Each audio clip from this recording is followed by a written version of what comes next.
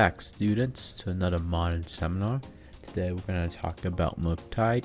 Yes, I know some of you calling it a dead deck, but we're going to talk about Murktide today. I'm a professor and welcome to another modern seminar. So some of you calling Murktide a dead deck after the latest set, Lord of the Rings and Modern, but I think here that is again greatly over-exaggerated. We can't forget less Ragavan does two things. It generates value through getting free spells, so card advantage, and generating treasure tokens, again mana advantage. So two broken things, and we know what we like about broken things is that they go well in Modern. So yeah, these are the two. I mean, yes, the whole set came out, of course, but these are only two cards that actually came out for the new set. Orcish Bowmaster, which is why we're calling, I guess, Murktide a dead deck, and the One Ring. And both of these have powerful effects. Flash, which is always something Murktide doesn't want to see, because it makes you have to think more about what your opponent has when you're the blue-red deck. And it pings one, and you might be, well, one's not bad, but Orcish Bowmaster can 3-for-1. It can ping one, so get rid of your creature, establish a 1/1 body, and then amass a orc, and then has a static effect where when you draw another card that's not your first one, which Murktide tends to do, it does that again. It pings one, makes that orc body even bigger. The other one, the One Ring. The One Ring has a lot of text, but both pieces of text aren't so great for Murktide. So again, Murktide is a tempo deck, so it wins by keeping the tempo. With the One Ring, you start to be buried by card advantage, and this fog effect, while it might seem kind of gimmicky, it actually slows the deck down a lot, because by giving your opponent protection, since you're winning through combat, it gives them an extra turn, and that extra turn they can see 1, 2, 3, 4 cards, I think, because they can draw one off naturally. They can activate the One Ring for 1 on a card, and if they activate it again, if it's on the turn cycle, it's 4 extra cards you can see to address your threat. So that's why it's so powerful. So again, yeah, when we look at our creatures, we see X1s, and we're like, well, Orcish Bowmasters for 2 mana, especially when we're on the draw and we tap out turn 1 for either of these. Orcish Bowmaster, easy resolve turn 2, boom, boom. But I guess as a good Murktide player, we're not, even though it says a temple deck, we're not rushing them down, so we can develop some play patterns to help play around it. If we know that on Orcish Bowmaster, we wait till Dragon Rage Channeler is a 3/3, or we can ensure it gets 3/3 before they can flash in a Bowmaster. Ragavan, it has a dash effect. Maybe we're not, I mean, Ragavan turn 1 still a good play, and you should go for it, especially when we're on the play, but maybe waiting to dash it and seeing what we can get off of it. I mean, yes, it can be blocked, but again, we have that. We might need to move forward and use that dash effect more rather than just casting Ragavan and letting it die to Bowmaster. So I mean, yes, some people may say it dead. I mean, there was one pilot at the Modern Pro Tour that was able to get a pretty good record with it. 7-2-1, it's nothing to laugh at, even if you don't make it to the finals. And we see the deck still largely there. We have creatures, we have the Murktide Agent, and noticeably Ledger Shredder has kind of been removed from it, because Ledger Shredder doesn't really go well with the Bowmaster. For consistently drawing, they're consistently pinging, and getting a larger token, which is again something we can remove, but that value of wasting a removal spell on something that's generated from a card does put us down a card.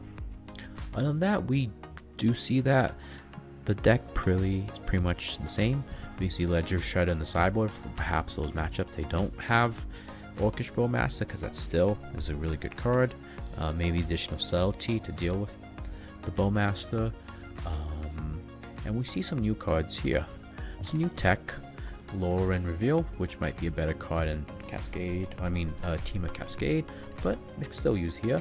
It's a island cycling, ensuring that drop, which is not a bad ability. And sorcery, draw 3 cards. I mean, sorcery does kind of hinder what Murktide wants to do to some extent, but you know, island cycle and then sometimes draw 3 card on the top end is pretty good.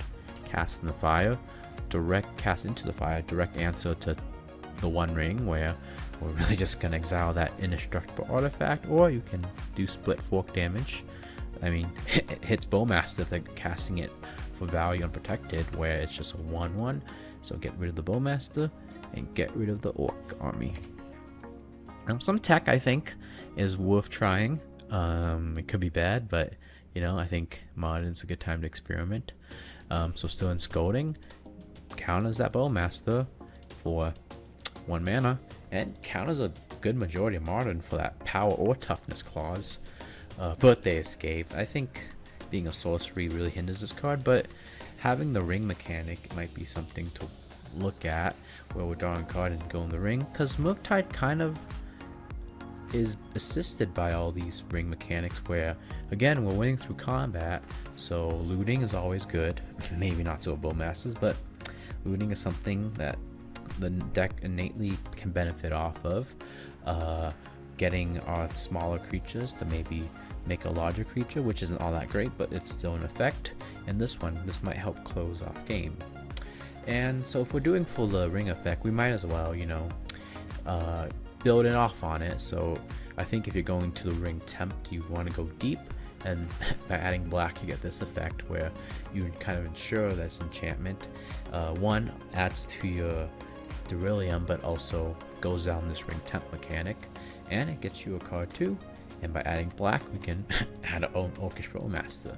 I mean, if you can't beat them, join them. And to address the last elephant in the room, thanks to Wizards, and seeing that these 2 cards, Orcish Bowmasters and the One Ring, are severely making up a majority of the metagame and creating perhaps fun play patterns, we get Preordain. Yes. So the one thing I would note about Preordain is that when we first look at it, Murktide, we have to directly compare it to Consider. And the first argument one might make about Consider is that, well, we get to put a card in the graveyard and draw a card and get an instant. So with Consider, we can essentially add 1 Consider card, and if we put a card in the graveyard, 2 cards directly into the yard. Versus Preordain, we get 1. But with Preordain, the effect to scry 2 and draw a card, I don't think that's anything to scoff at.